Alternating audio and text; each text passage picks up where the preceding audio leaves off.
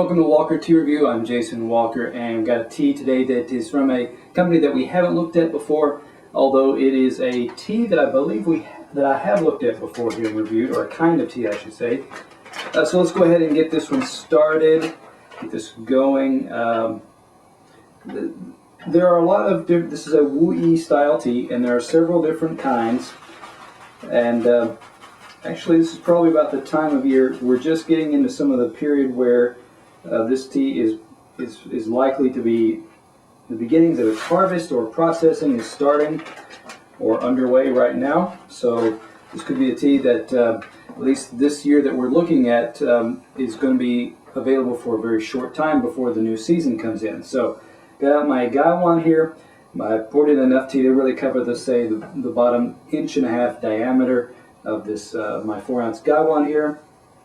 My water's been brought to a boil, an early boil, and it's been cooling for about a minute, and that looks good. Add enough water there to get everything coated and floating, and a little bit left over to sit just above the edge of the lid there. Now, while that's steeping, time to introduce this tea. This is from the RedBlossom Tea Company out of San Francisco. This is their HeritageRouGui tea, which is, like I said, a kind of Wu tea. What else do I want to tell you? It's from the Wu. It's not a lot of information that I found on their site that really goes into many details about origin. I can generally say that a lot of your Wu rock teas like this are harvested or processed starting around, or can be as early as April, May. And that heritage gives the concept, the impression here that's somewhat implied there, that there's a lot of hand processing or more traditional methods being used for this particular kind of tea. So we're going to go ahead and look at it from the dry leaf, the wet leaf, and the liquid perspective here. Let's get a smell of this to just see how it, what kind of smell we've got here. So far so good. Some nice, there's toasted notes. There's kind of like a toasted or roasted corn, roasted barley. There's a roasted grain element coming out, combined with a sweetness there that's kind of like a caramel type. It's the browning of sugars there. It comes with that toasting or roasting aspect. Looking at the leaves here, a lot of the leaves I've just plucked out are say less than 1 inch in length. They're that deeper, darker, brownish gray bistre type color.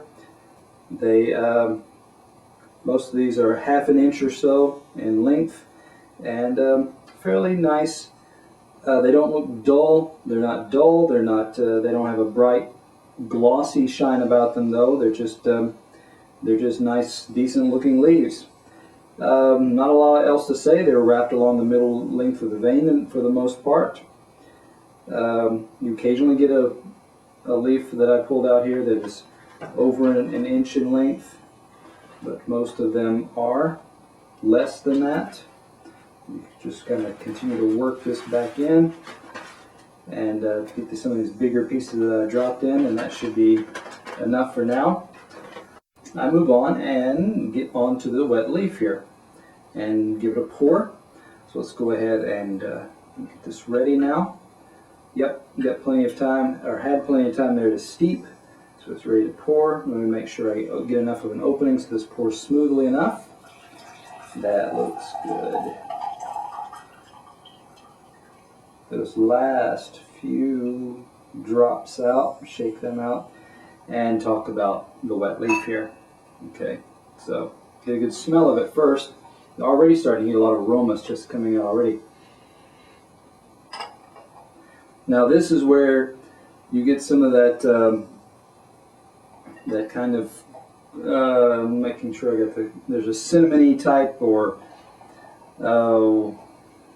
is this more cinnamon? There's an implication here that there's a cinnamony type. Let me look at that for a second. There's a cinnamon element to this tea.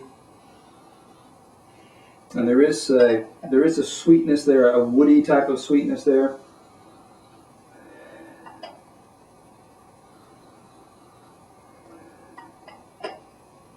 That I would say you might put it as that.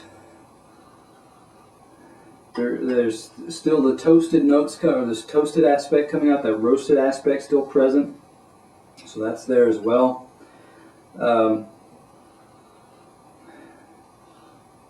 I have to admit, at the moment, there's something there that makes me want to say osmanthus as well. But again, that's more subdued. That's a little bit lighter, and rather than just kind of belabor that, I'm going to move on. Talk a little bit about the wet leaf here and the shapes here. We had that dark grayish brown color in the dry leaf, but now in the wet leaf here, as the leaves have loosened up and changed color, you can see sections here that are closer towards a green. These are more of an olive, closer to more like an olive type of color. So a lot of our color, and they're not, I don't see a lot of blotchiness as if there's a lot of oxidation. I am seeing some darker elements on the edges of the leaf, and these edges are curled inwards, which gives me the impression it's not a burning or a heat element that gave the color. It's more of oxidation, a exposure or reaction to the air that has caused that. And so you're getting wider leaves. These are actually fairly supple, tender leaves. Got a little bit of elasticity. They're not so thick and coarse and rigid that they won't stretch and give a little. That's what we're finding here.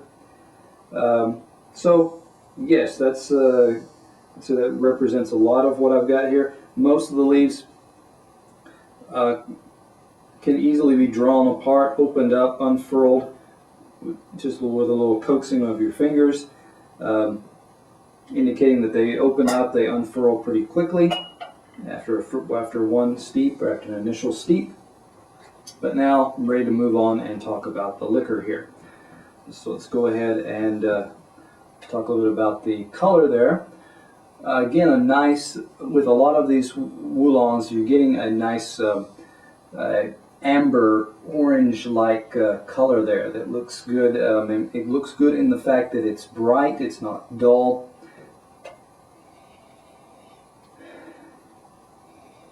Some nice aromas coming out already.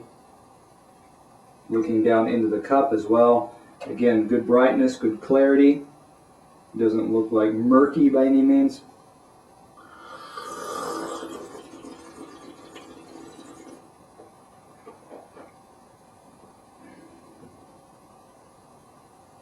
Give it another shot here.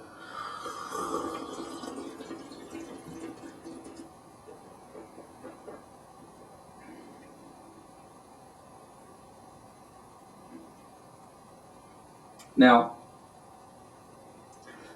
first off, it's got a pretty smooth texture to it. It's got a nice silken aspect to it. It's not overly harsh or astringent.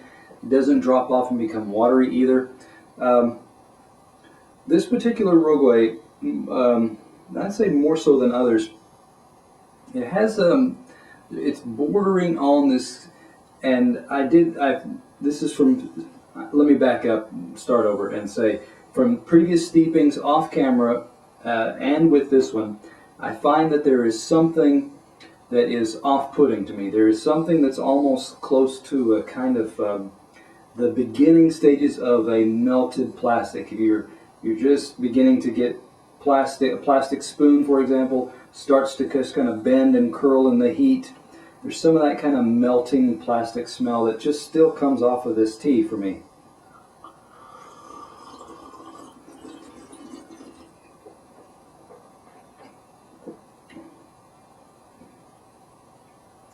There's something alongside that comes off, and I remember there was like these, as a kid, these gummy rings that were peach flavored, and they just, when they got hot, when they were set out in the sun, they just got this, again, this kind of rubbery type of smell to them, and that smell is getting transported into my nose, into my mouth, in the taste of this tea. Having said that, if you are comfortable with this taste, you'll find that in the aftertaste it stays to a certain extent, a light extent. There is a sweetness that's building up in the aftertaste.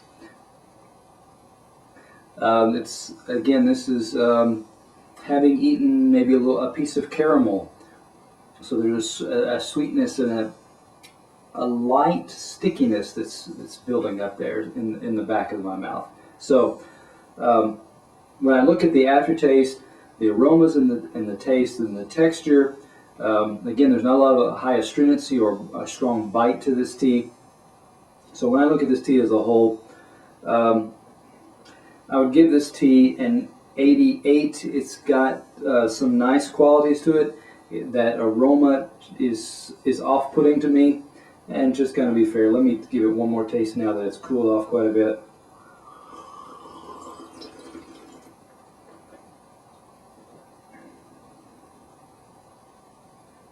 That rubbery peach, artificial peach candy taste does diminish as it cools, so that's a positive aspect. I was able to bring out a little bit more of this tea, a bit more of the positive aspects, by using it or steeping it in a clay teapot. So finding the right teapot and other aspects can help boost the tea to a certain extent. So come back to Walker Tea Review, where we look at the tea, we taste it, and I taste it in different aspects so that you know what you can expect.